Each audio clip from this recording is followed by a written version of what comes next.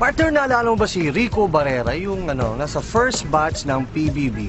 Yon, partner. Alam, yan yung kabatch nila, Kuya Jason Gainza, Oo. Kuya Fenzin. Oo. Kabatch mo din? Kuya Bobby eh. Hindi, kabatch ko si Kuya. Habe yun, Ano? Habe yan!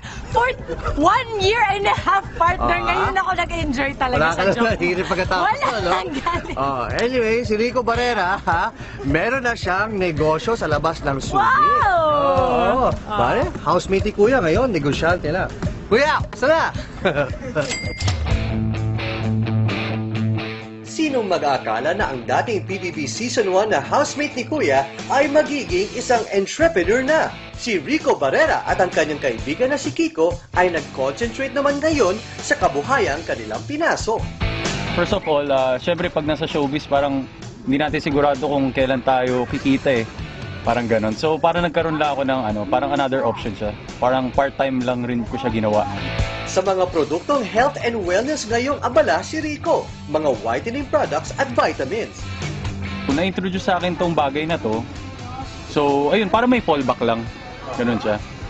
Tapos we started this 6 months. Tapos 6 months na siya. Tapos actually, siya rin ang nagpakilala sa akin ng business eh. Actually, parang ako rin, parang before, kasi bukod dito sa front row, may iba rin ako negosyo eh.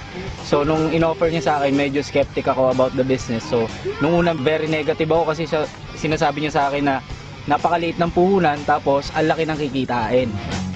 Si Rico at ang kaibigang si Kiko ang sole distributor ng produktong kanilang inaalok sa buong Olongapo City. Ilan buwan pa lang sila nagsisimula ay may magandang kita na sila. okay naman siya kasi here in Olongapo, like we have 250 members and growing siya. Tapos ang maganda pa nito, kami mismo nag-put up kami ng parang pinaka-office niya. Hindi na namin inintay yung pinaka-main office na para tulungan kami. Karaniwang kliyente nila dito ay mga professionals, lalo na sa mga lalaki. Sa ngayon talagang yan ang trend eh, 'di ba? Talagang kahit lalaki gusto gumanda ngayon, 'di ba? Hindi naman sa pag-aano, kaya lang you help beauty and wellness ngayon ang in. So, okay siya.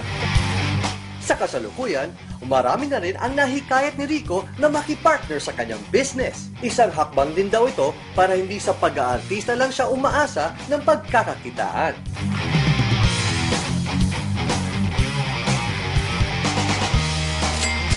Partner, bago tayo magpaalam, gusto kong ulitin na meron tayo ditong klase